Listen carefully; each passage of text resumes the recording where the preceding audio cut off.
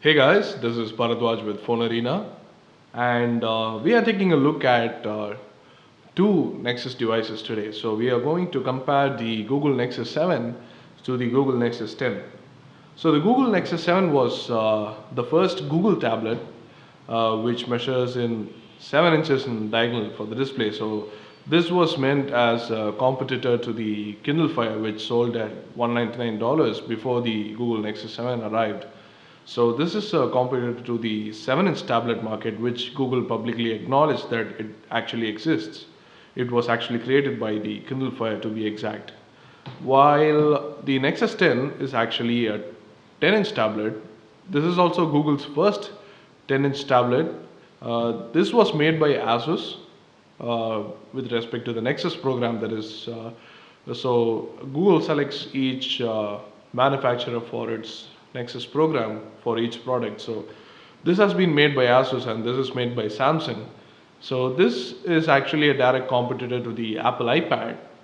So this has a amazingly high resolution screen, which is 2560 by 1600, which is actually exactly the twice the resolution of this display.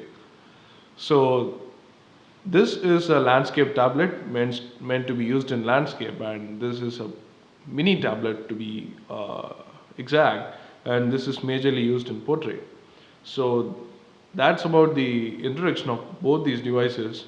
Both these devices are respectfully in their own class. So let's get to the comparison then. So let's get to the design, build, and ergonomics of both these devices. First up, the Nexus 7. The Nexus 7 is actually very nice to hold with one hand.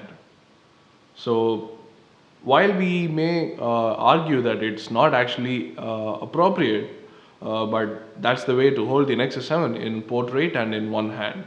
So when it comes to the design, Asus has done pretty well with, of course, whatever Google dictated them to do. So the front piece is fully glass, and you have the software buttons here. So there is no actual hardware on the front piece of the glass. This is Gorilla Glass, and on the edges you have chrome colored plastic here, which doesn't look exactly well. It's slightly cheap to look at. It's not really, I wouldn't say it's high quality plastic, but otherwise on the back you can see that it's a textured soft touch rubberized plastic, which feels extremely good in the hand, and especially with the design element, that is the curves on the side. It's very nice to hold, and it's actually really easy to use it with the one hand, and of course access these buttons with your thumb. So when it comes to design and ergonomics and as well as build, this is pretty good, but we still feel that they could have done a lot better. But at $199, it is not much of a complaint. But we do notice that there are some discrepancies with the build, which might be an isolated issue when it comes to our device.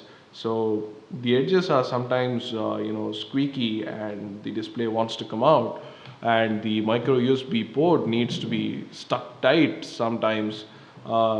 We never really know why that happens, but still that's kind of a questionable build quality when it comes to the Nexus 7. And the Nexus 10 on the other hand is actually pretty nice. The Nexus 7 weighs at 340 grams, just to 340 grams, but the Nexus 10 weighs at 652 grams. So that's pretty much, if you think that's very heavy, then you would be surprised to note that the Nexus 10 doesn't feel that heavy in the hand because of its beautiful ergonomics and easy to hold with two hands. So this is meant for landscape usage. So this is how you are required to hold it.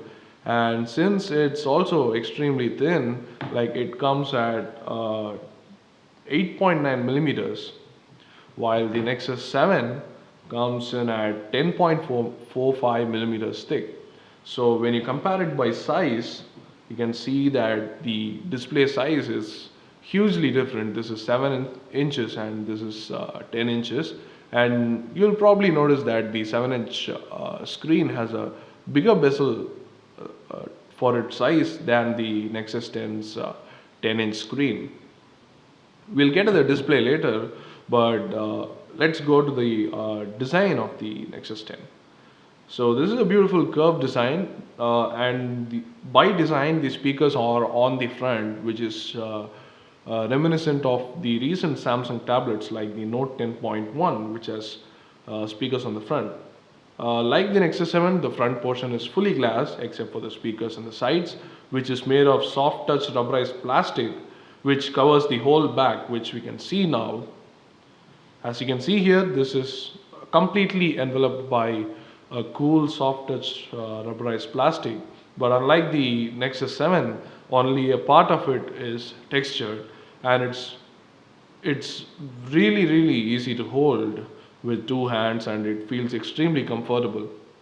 So that's a bit of a good thing going for the Google Nexus 10, and surprising that it's made by Samsung and it actually has great build quality, unlike their Note 10.1 tablet, which is fully plastic and it has ridiculous build quality.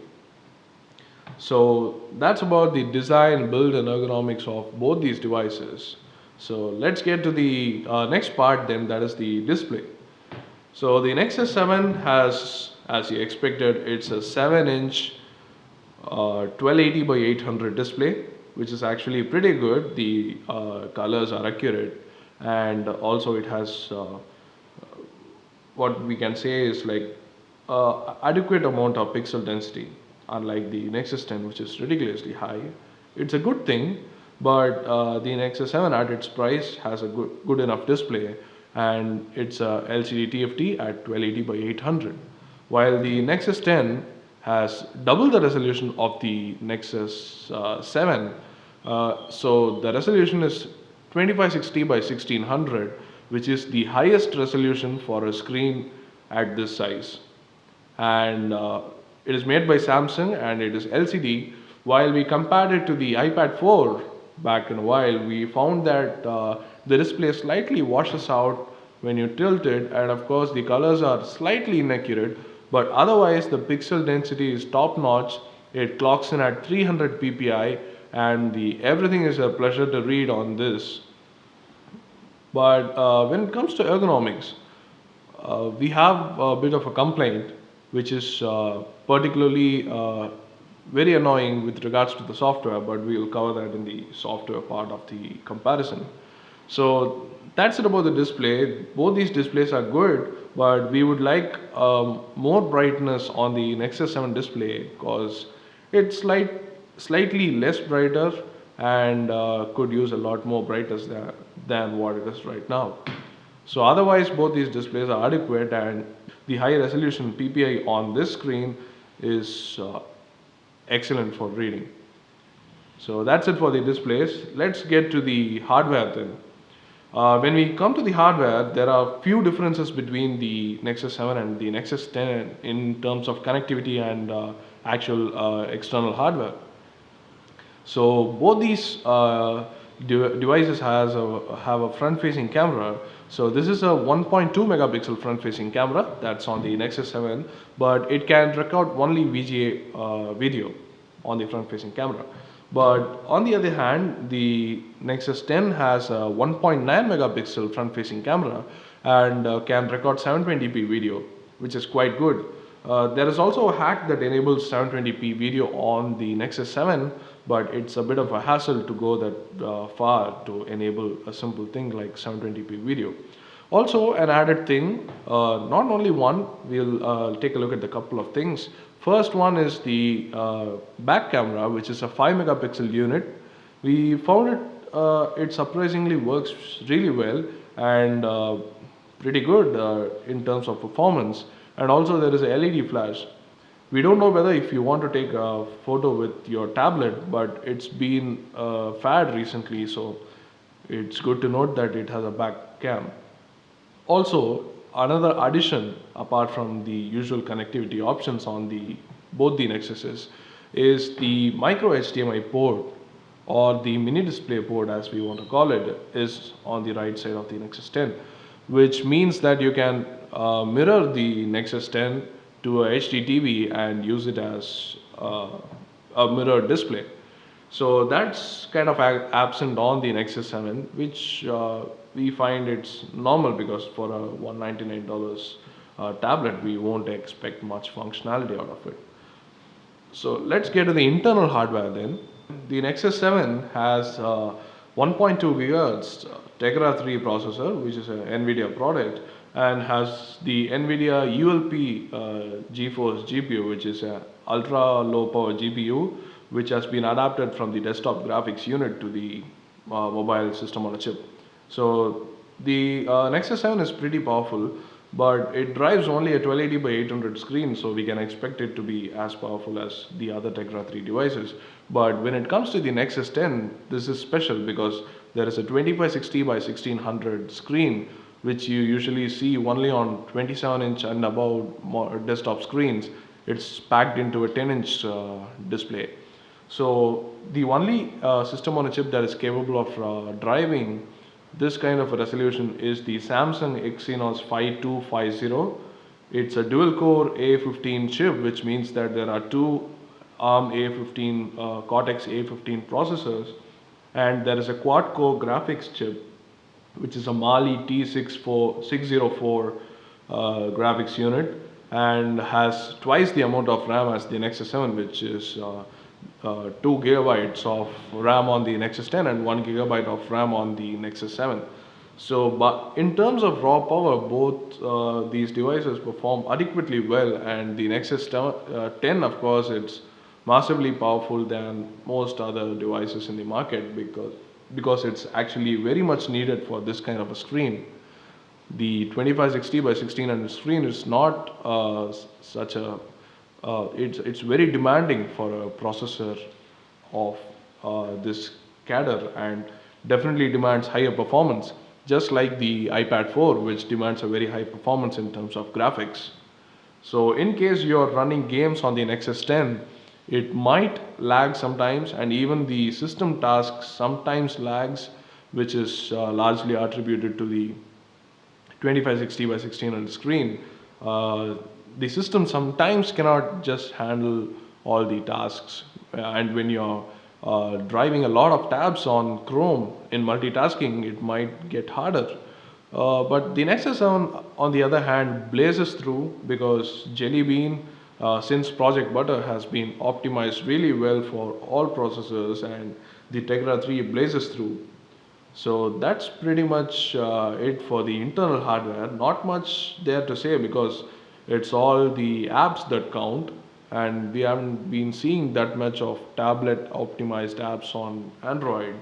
So talking of Android, let's get to the software version then, software comparison then.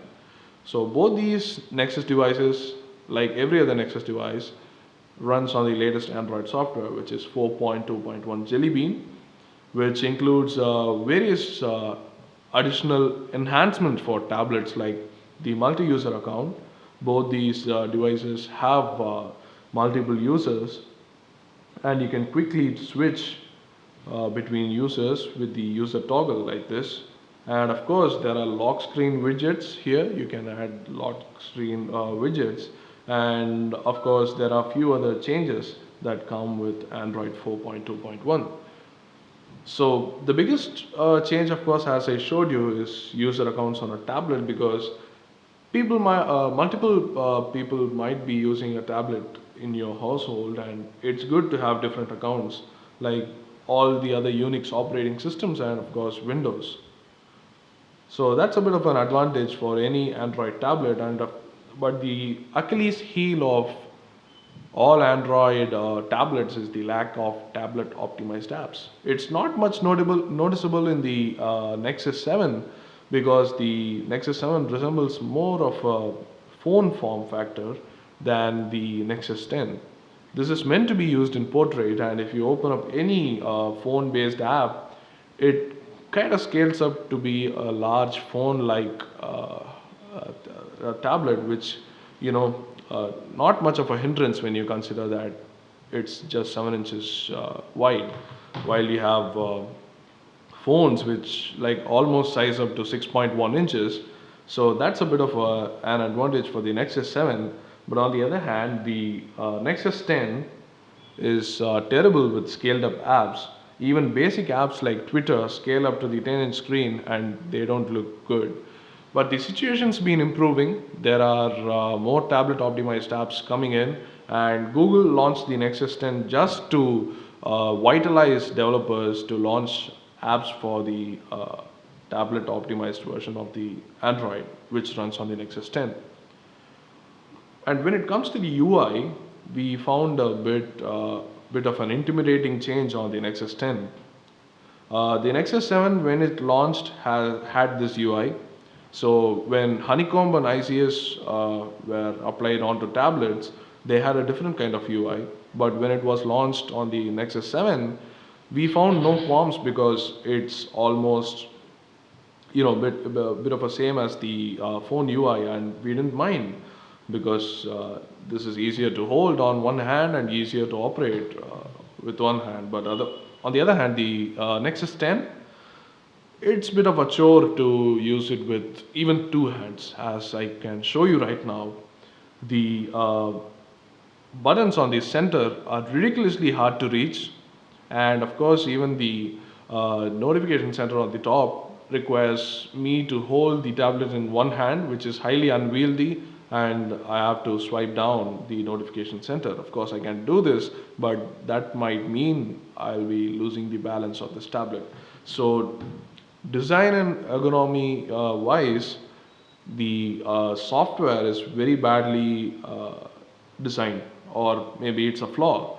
We don't know why Google did not choose to incorporate the multitasking switcher as well as the notification panel as well as the other buttons on the bottom left and right of the tablet, which we feel is very apt for any tablet because it's really easy to use the thumbs and operate the tablet.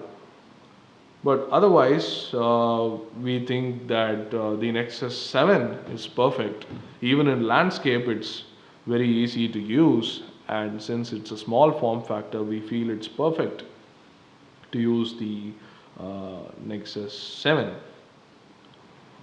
But the Nexus 10, we don't know. We still are not sure why Google did this to a tablet of this size, and hence that's a particular disappointment in our opinion.